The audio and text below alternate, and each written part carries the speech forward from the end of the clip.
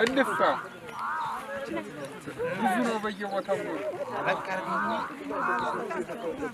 ايه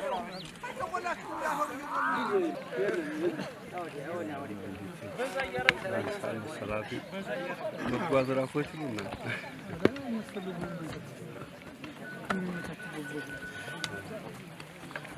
زيدا يتكل اسمع مرت ابشر ريكلا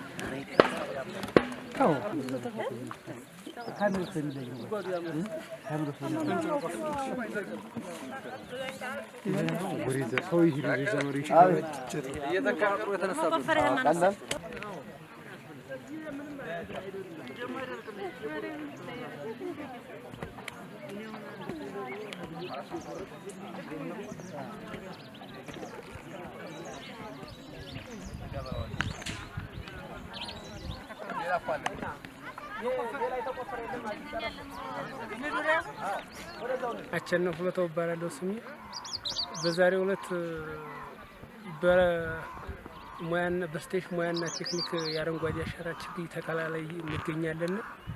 ችግኙን ባለፈው አመታቶችም የተከልናቸው ችግኞች ለጥቅምና ለእኛ ለጠላ ለአየር መሳብ ለዝናብ ለምን እያመጡ ይገኛሉ እና ተከላውን ዛሬ አካሄደና ችግኙ ምርጥ ነው። ዙሮ ዙሮ ጥቅማቸው በጣም የተለያየ ሆኗል። በዚህ እንዲገፋልን እናንተ እንዲልን እንፈልጋለን። እሺ ዘራይ እሺ ከፍ ያለው ሲያዙ ወናቲ ወይ እንዴ ባይሳ አባታ ባንተ ከተወል ማባታ ጀምር። እሺ ስሜ ዘውዴ ይባላል። 01 ከነማ ስቴሽን ነዋሪ ነኝ። ዛሬ ያው የአረንጓዴ አሻራ ቀን ነው በእኛ ማለት ነው። በእኛ ቀበሌ አረንጓዴ አሻራ እንግዲህ ያው እንደሚታወቀው ብዙ አይነት ጥቅም አለው። አንደኛ አፈራችን ተሸርሽሮ እንዳይሄድ ያደርጋል። ሁለተኛ ደግሞ የጎርፍ አደጋን ለመከላከል ይረዳል። ሶስተኛ ደግሞ የአየር ንብረት መዛባትን ይከላከልልናል። ስለዚህ አረንጓዴ አሻራ በጣም ብዙ ጥቅም አለው ማለት ነው እንደሚታወቀው። እሺ አሁን መጀመርቻ ሰማኝና ነው ባላለው የጋዞ ወረዳ ግብርና ጽሕፈት ቤት ምክትል ኃላፊ ነኝ። እንግዲህ ዛሬ የተገናኘ ነው የ2018 በጀት ዓመት የአረንጓዴ አሻራ ተከላ ላይ ነው የተገናኘ ነው።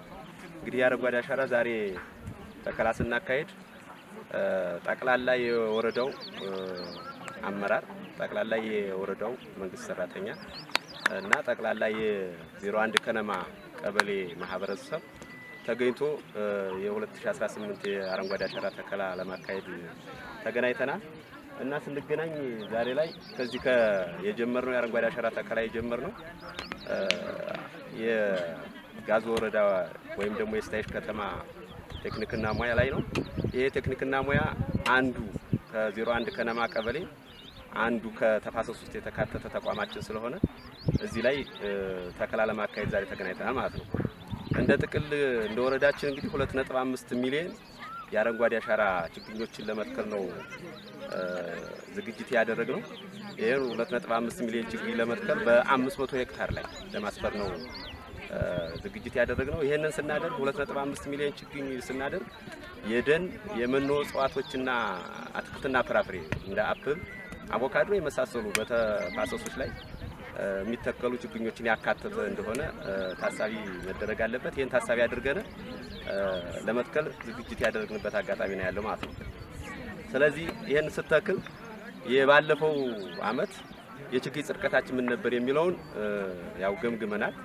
በወረዳ ደረጃም የንቅናቄ መድረክ ገምግመነ ከንቅናቄ መድረክ ባለፈ ደግሞ ለቀጣይ እንዴት አድርገን መትከል አለብን ብለን ገምግመን ወደ ስራ የገባንበት አጋጣሚ ነው ያለው። የባለፈው አመት ወደ 85% የሚሆን ችግኝ ጽድቀት አለን ጥቅል እንደወረዳችን ማለት ነው። ከዛ አልፎ ደግሞ ከ85% በላይ ባለፈ የችግኝ ጽድቀት እንዲኖረው አድርገን ዝግጅት አድርገን ለመትከል የተዘጋጀንበት አጋጣሚ ነው ያለው። ስለዚህ ዛሬ ላይ እንግዲህ ወረዳው የአረንጓዴ አሻራ ተከላ ጀምረናል። በሁሉም ቀበሌዎች እንግዲህ ይሄ 2.5 ሚሊዮን ችግኝ የሚሆነው በ500 ሄክታር ላይ የሚያርፈው ችግኝ ይሸፈናል ብለን እናስባለን። ይሄን ስናደርግ ግን እንግዲህ እንደኛ መትከል ብቻ አይደለም። ከመትከል ባለፈ የተከልናቸውን ችግኞች ዘወር ብለን የቁጥቋጦ ስራ፣ የእንክብካቤ ስራ፣ ከልግጦች ነፃ የማድረግ ስራ መስራት አለብን።